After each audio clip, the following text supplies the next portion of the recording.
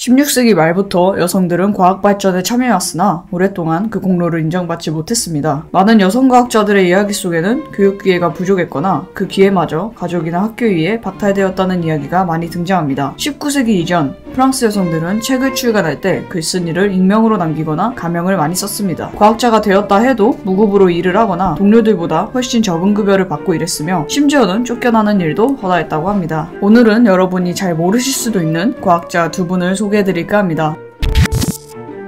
첫 번째 인물은 세계 최초의 컴퓨터 프로그래머 에이다 러브레이스입니다. 에이다의 아버지는 유명한 영국의 시인 조지 바이런이었는데 술에 취해 행패를 부리거나 성적으로 부적절한 행동을 많이 하여 1815년에 태어난 에이다 바이런은 어머니 에너벨라의 손에서 혼자 크게 됩니다. 이러한 아버지의 광기를 혹여 딸이 이어받을까 에너벨라는 에이다에게 차분한 수학을 가르치게 됩니다. 그렇게 에이다 바이런이 17살이 되던 해에 에이다는 수학자이자 발명가, 기계공학자인 찰스 베비지의 발명품 소개에 참석하게 됩니다. 그 자리에서 다항식 개수와 여러가지 대수연산을 계산하는 차분기관을 보게 되고 이에 에이다 바이런은 이 차분기관의 동원료와 잠재력을 이해한 몇 안되는 방문객 중 하나가 되죠. 이 차분기관에 깊은 흥미를 느끼게 된 에이다는 찰스 베비지와 정기적인 편지를 주고받습니다. 이 편지가 나중에 공동 연구로까지 발전하게 되죠. 20살이 된 에이다 바이런은 윌리엄 킹이라는 남자와 결혼을 해 아이 셋을 출산하게 됩니다. 몸이 병약해진 에이다는 요양을 하며 귀족 부인으로서의 삶을 보내게 됩니다. 그러던 어느 날 찰스 베비지가 새로 고안한 기계 해석기관에 대한 소식을 듣습니다. 이에 흥분한 에이다는 찰스 베비지에게 자신의 능력을 이용해 도와드리고 싶다고 장문의 편지를 보내게 되고 찰스 베비지는 프랑스어로 된 자신의 논문을 영어로 번역하며 사람들이 이해할 수 있도록 직접 해설과 주석을 달아달라고 부탁을 합니다. 에이다는 이 부탁을 흔쾌히 승낙하고 1843년 에이다가 번역한 영어판 베비지의 해석기관에 대한 해설이 출간됩니다. 여기서 에이다는 오늘날 우리가 프로그래밍에서 배우는 루프, 서브루틴, 점프, 이프문 등의 개념들을 설명했습니다. 또한 베비지가 보내준 해석기관 연산에서 중요한 오류를 바로잡아 그 연산을 해석기관에 내릴 지시어로 번역하고 수행할 작업을 단계별로 구체적으로 명시했는데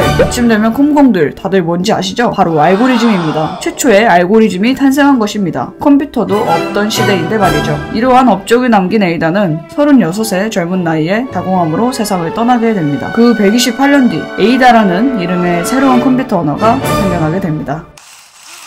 두 번째 인물은 거트루드 벨 엘리언입니다. 엘리언은 1918년 미국에서 태어났습니다. 어렸을 적엔 수줍음도 많았고 과학을 특별히 좋아하지도 않았지만 할아버지가 위암으로 병원에 입원해 있는 것을 보고 엘리언은 질병을 치료하는 과학을 공부하기로 결심합니다. 그리고 4년 뒤 최우수 성적으로 화학과 대학을 졸업합니다. 과학에 대한 열정으로 대학원 진학을 꿈꿨지만 여성이라는 이유로 15군데의 대학원에서 입학을 거절당합니다. 위기소침해진 엘리언은 비서양성학교에 들어가 간호학을 공부한 학생들에게 화학을 가르치고 덴버 화학회사의 화학실험실에서 무급으로 일을 합니다. 그렇게 1944년 아버지의 조언으로 버러스 웰컴에 소속된 조지 히칭스라는 화학자에게 채용됩니다. 이렇게 엘리언이 합류하면서 히칭스와 엘리언은 대단히 생산적인 공동 연구팀이 됩니다. 당시에 히칭스와 엘리언이 주목한 것은 세균과 암세포는 건강한 인간의 세포보다 훨씬 빠른 속도로 자라기 때문에 DNA 합성을 아주 많이 해야 한다는 점이었습니다. 1948년 엘리언은 항암제 개발에 박차를 가합니다. 엘리언은 푸린 분자에 있는 산소 원자 하나를 황 원자로 교체해 6-머캅토프린을 만듭니다. 이 약은 수많은 어린이 급성 백혈병 환자를 치료했고 백혈병 진단 후 생존기간을 수개월에서 1년 이상으로 늘렸지만 곧 모든 환자의 백혈병이 재발했습니다. 이에 엘리언은 장장 6년 동안 6-MP가 갖고 있는 항암 작용의 모든 측면을 파악하려고 애썼습니다. 그러다가 6-MP를 다른 약과 결합하면 재발이 늦어지고 때때로 완치가 된다는 사실을 발견합니다. 오늘날 이 방법으로 항암 화학요법을 받은 어린이 백혈병 환자의 거의 80%가 완치된다고 합니다. 이후 히칭스는 엘리언의 직감과 생산성을 믿어 엘리언 스스로 연구 방향을 설정하게 하였습니다. 이렇게 엘리언은 신약에 대한 특허를 45개나 따내게 됩니다.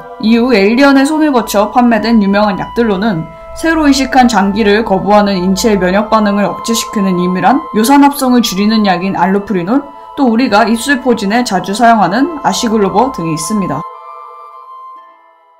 이렇게 여러분이 두 분의 과학자 이야기를 들으시는 동안 저는 3D펜으로 장미꽃 한 송이를 만들어 보았는데요. 이번 영상을 준비하면서 저도 처음 들어보는 과학자 분들이 많더라고요.